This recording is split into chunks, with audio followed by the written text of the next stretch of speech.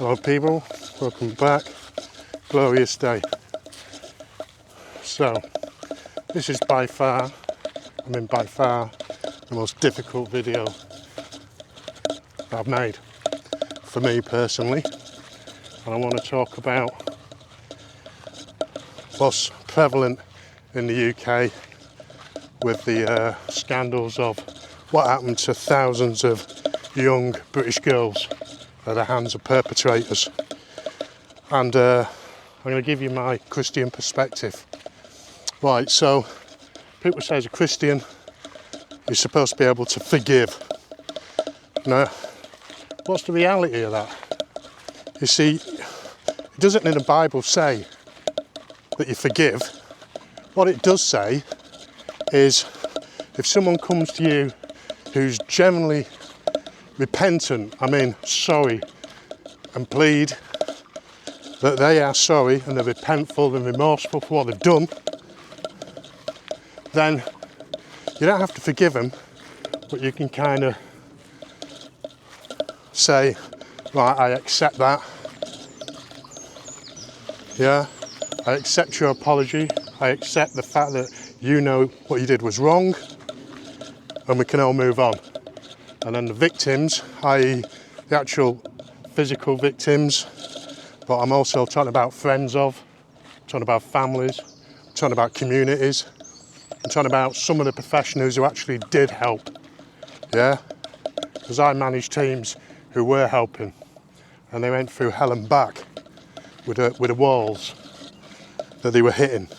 And when I'm talking about those that need forgiveness, I'm not just talking about, obviously, these monsters that did it.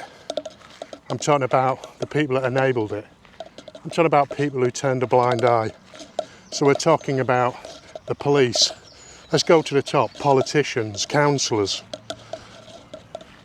people in the NHS, doctors, specialists, yeah, people working in social services, child services, people working in schools, people who knew and could see the signs, were intelligent enough to get a job, and they were intelligent enough to see what was actually happening, but they chose not to. But these are the people that need forgiveness. So if any of these people are willing to come forward, and also the families of these perpetrators and the friends and the communities of these perpetrators. So if any of these people want to come forward and be genuinely repentant for their part in this and what they've done, then yeah, they can expect a certain type of forgiveness. Yeah, at least acknowledging their part in it. But ultimately, everyone involved will be judged by God. And I'm sure, joined to my beliefs as a Christian, they will burn in hell. No less than they deserve. And I didn't want this to trigger victims. I didn't want to jump on a bandwagon. I have worked with victims and families, and I've seen the devastation, and it's generational. So it affects the children it affects lots of people. Yeah. So I'm not here to jump on a bandwagon or trigger anyone. I just wanted to say that as victims, forgiveness isn't as straightforward as many religious people will make out. Yeah. These people need to put their hands up and be repentful and shameful for what they've done. Anyway, I just want to pray for anyone involved in this, as far as the victims, and I just want to ask anyone out there who believes in a God to pray for them, and they may get some form of peace from that. And let's hope that the judgment on earth, i.e. the courts, let's hope there's some form of justice in that. Anyway, have a blessed day, everybody.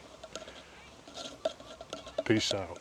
Booyaka. Look at these dogs. Right, excuse for a dog, these two. Come here.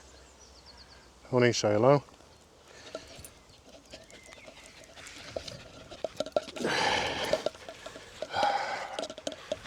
Daisy. Oh, look at the state of you.